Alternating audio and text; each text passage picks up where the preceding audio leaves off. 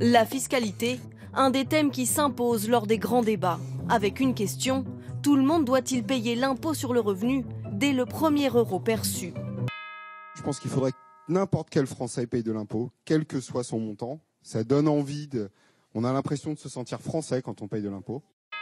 Tous les Français devraient-ils payer un impôt sur le revenu? En 2017, 4 foyers fiscaux sur 10 étaient imposés, soit un peu plus de 16 millions. L'idée serait de passer de 43% à 100%, tous les contribuables assujettis à l'impôt sur le revenu. Une proposition qui divise au sein même de la majorité. Le symbole de dire que chacun participe en tant que citoyen à l'impôt sur le revenu, c'est un beau symbole, je trouve. Ça conduirait à remettre à l'impôt sur le revenu des personnes qui sont par exemple à l'allocation adulte handicapé, des personnes qui touchent des minima sociaux. Et donc, très honnêtement, moi je pense que ce n'est pas une bonne idée.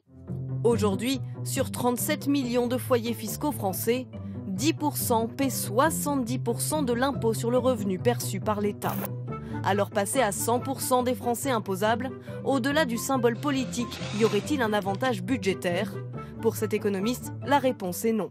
C'est très marginal, puisque entre 1 et 2 milliards de recettes supplémentaires, pour un impôt sur le revenu qui rapporte 70 milliards, et puis surtout, ça compliquerait considérablement le travail des contrôleurs. Autre argument selon lui, il existe déjà des impôts payés par tous les Français.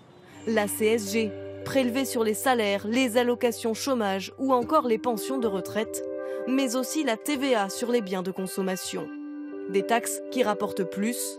En 2017, 74 milliards d'euros pour l'impôt sur le revenu, 99 milliards pour la CSG, 149 milliards pour la TVA. Pour cet économiste, inutile d'assujettir tous les Français à l'impôt sur le revenu. Il suffirait de le fusionner avec la CSG. Opérer une fusion entre l'impôt sur le revenu et la CSG permettrait de rendre beaucoup plus clair et facile à comprendre la fiscalité et de se rendre compte qu'effectivement tout le monde contribue. Une option envisagée lors du quinquennat précédent, finalement abandonnée.